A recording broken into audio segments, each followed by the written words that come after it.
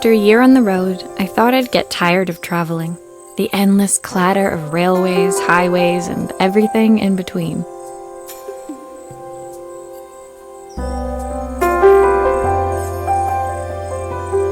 But as my train pulled into the station at Bellariva, I felt every bit as excited as the first day of my journey. A whole year. It felt like a lifetime. The places I'd seen, the people I'd met, of course, the forgotten treasures I'd given a new lease of life along the way. I'm a restorer by trade. Bringing our most beloved possessions back to life is what I love to do. I'd been traveling for months, working my way from one town to the next, fixing everything from family heirlooms to VCRs. Bellariva was my chance to take a break. Unfortunately, that would have to wait until after I'd unpacked.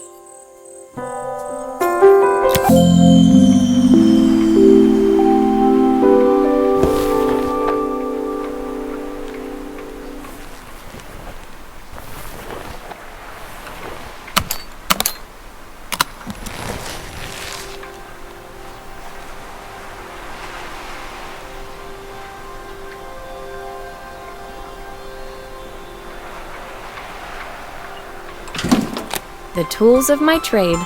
No hope of restoring things without these.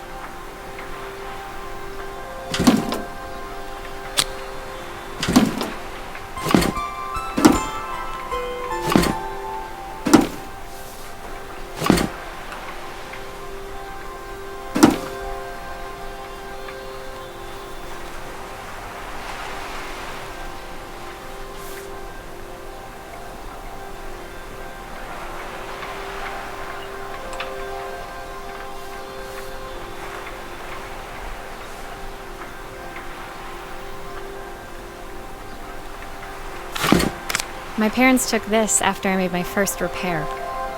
Seems like a lifetime ago. Looking forward to taking more close-ups of my fingers with this.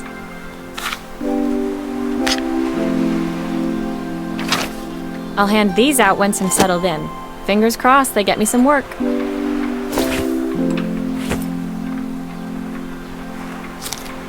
Who doesn't love a scrunchie? Practical and stylish.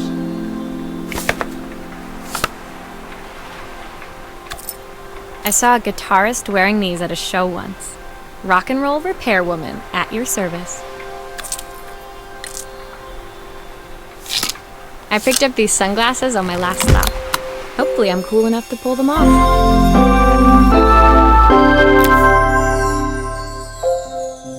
Finally, I'd made it to Bellariva. I'd come for the food festival, taking place in a few days' time.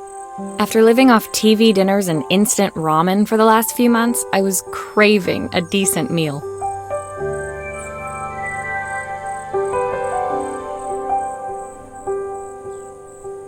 Of course, I'd need to earn enough money to pay for it, so I figured I'd head out the next day and find some work. My parents never wanted me to go. They wanted me to stay in their shop and have a simple, stationary life. I knew there was a world out there, beyond the four walls of our antique store, that I had to be a part of. I daydreamed constantly about the weird and wonderful places each of our antiques came from. I loved figuring out their stories, revealing the memories hidden beneath the screws and wires. My story in Bellariva began with a little girl, and a voice she was longing to hear.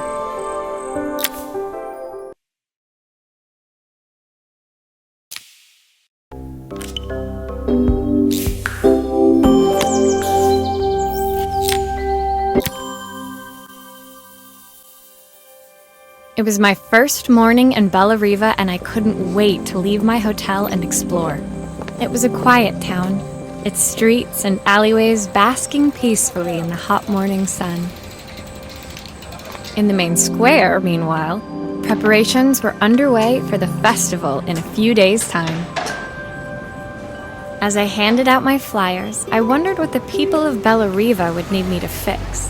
So far, everything here seemed perfect. I was starting to worry I'd made a mistake when I felt someone tapping me on the back. Hi, I'm Izzy. Do you know how to fix things?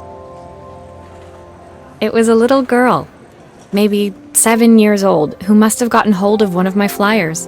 She rummaged around in her backpack until she hauled out a battered red cassette deck. My tape is broken and I can't make it work anymore. I tried to fix it myself, but there's this metal thing in the way. Can you try?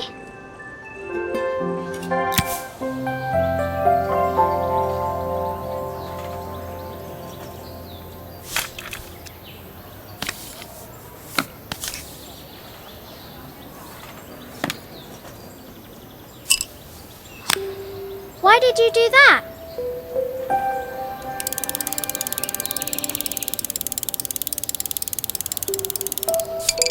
How did you do that? I didn't see.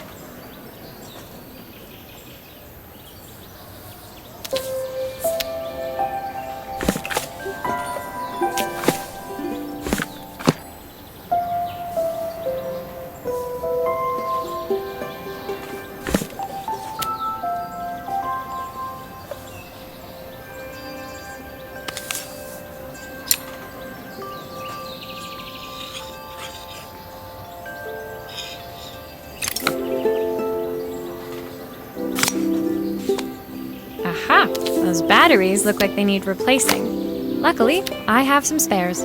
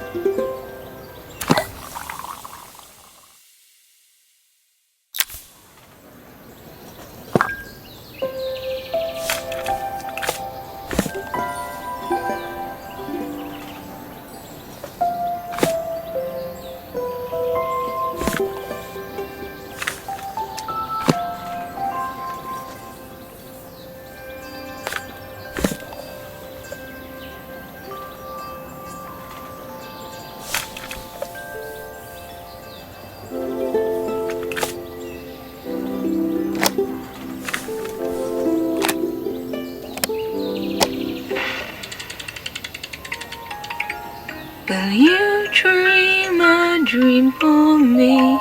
If I sit by your side and hold you so tight, know that When it finished, Izzy picked up the tape deck and tucked it carefully into her backpack.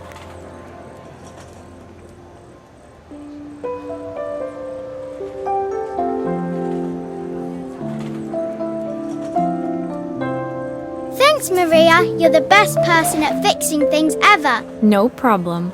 Who was that singing? They're very good. It's my mum. She's not here anymore. Izzy trailed off. It was the kind of silence a cassette tape would never be enough to fill.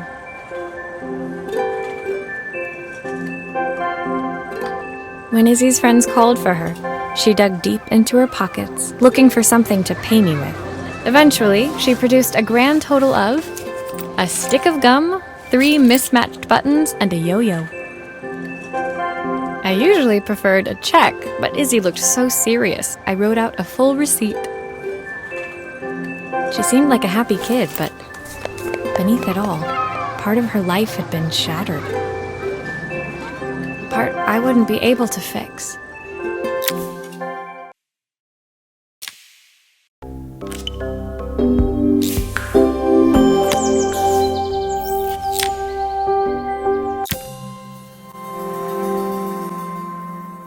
My first repair complete, I spent the rest of the day doing small jobs in and around the square.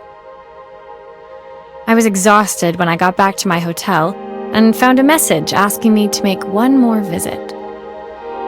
The address led me to a quaint little house, a stone's throw from the beach.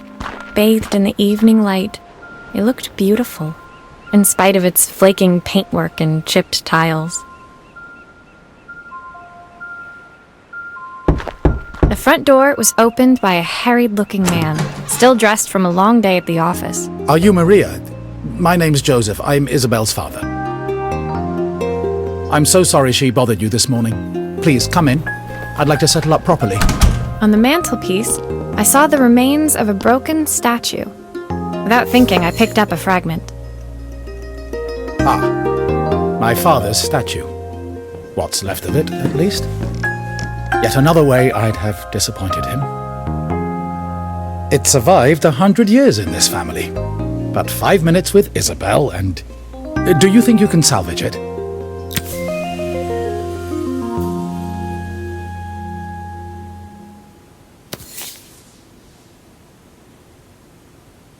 Will you be able to see the glue afterwards?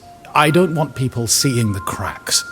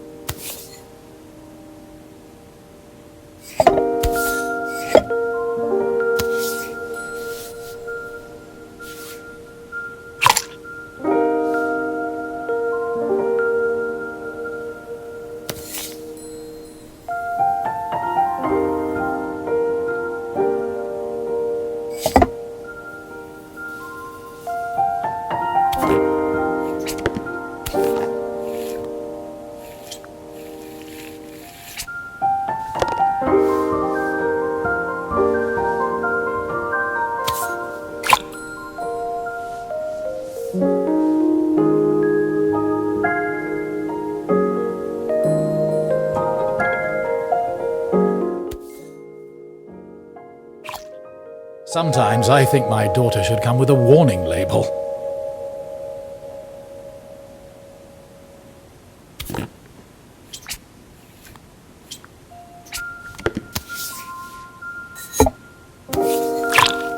Is this glue really strong enough to hold everything together?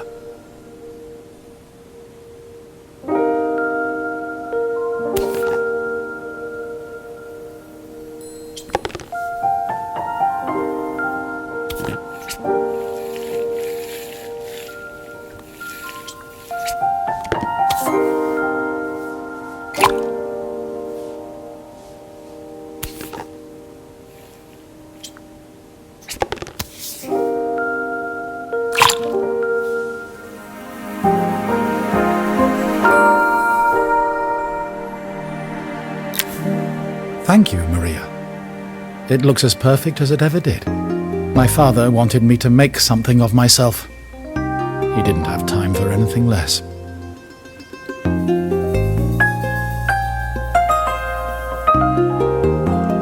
As Joseph put the statue back on the shelf, it nudged against the family portrait stood proudly next to it. So he was Bellariva's mayor. And that was Izzy's mom. They must both miss her so much. Sorry. I'm a little tired. I've been working late getting things sorted for the festival. There's only a few days to go. Looks like I'll be working late. Again? When I told my parents I wanted to leave, they always found an excuse to be busy, to avoid talking about it. I guess keeping themselves occupied was their way of pretending it wasn't happening.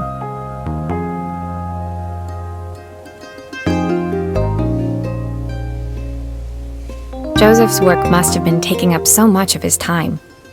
But maybe that was what he wanted. I just hoped he was finding enough time for Izzy, too.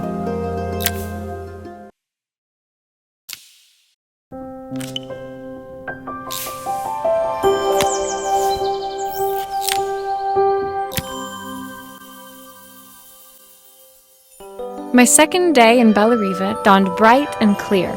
Another beautiful sunny morning. Walking into town, I passed cafes overflowing with customers cradling their morning coffees. I stopped, breathing in the smell of roasted coffee beans and freshly baked pastries. I was about to go inside when the owner of Carmen's, the cafe next door, stopped me. Hello, Maria? Were you here yesterday handing out flyers? I have a job for you. Her place was petite, tucked between its competitors as if hoping they wouldn't notice. Judging by the empty tables inside, though, her potential customers hadn't noticed it either.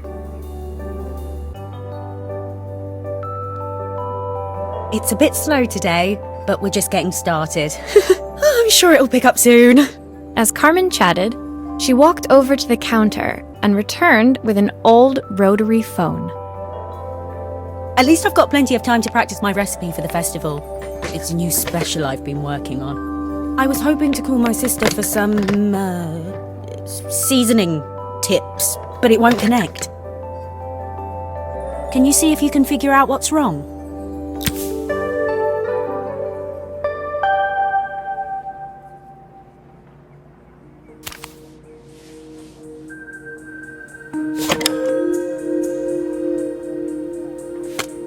You can fix it, can't you? I can't afford to replace it.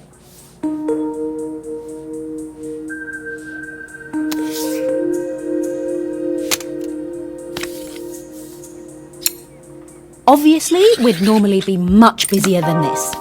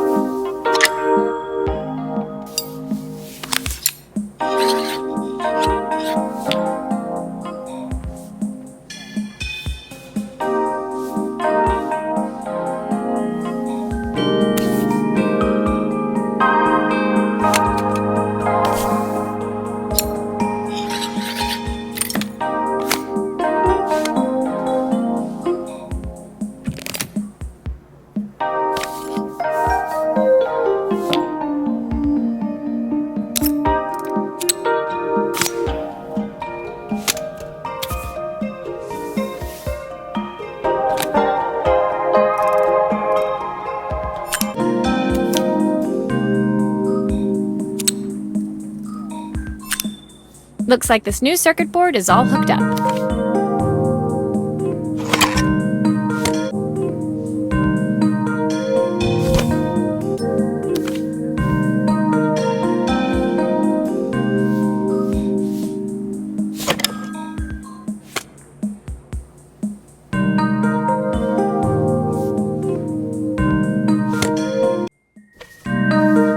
Looks like something is still missing.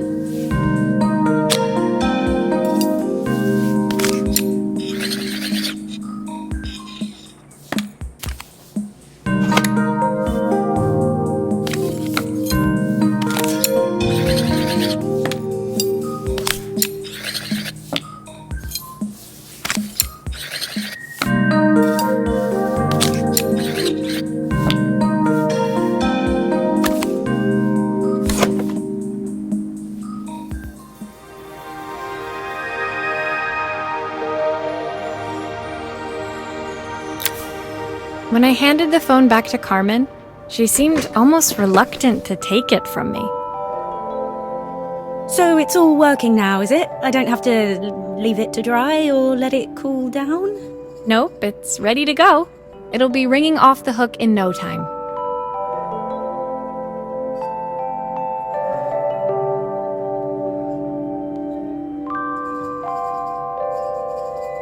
That's if I can pay my phone bill, anyway. And the rent, and the suppliers. Anyway, take a seat and I'll be right with you. Your coffee's on the house. I sat at one of the empty tables, while at the counter, Carmen had started dialing the phone. As she talked, Carmen became more and more tense. This didn't seem like a call for some cooking advice. I know I still owe you from last time, but I can't afford to take part in the festival if I don't pay. I could almost feel the eye roll at the other end of the line.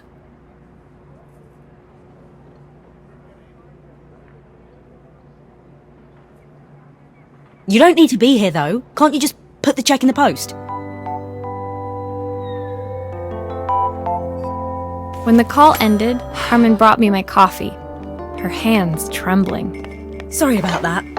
My sister's decided to fly in for a visit. Oh God, I have to get ready. Actually, I might have another job for you. Can you come by tomorrow?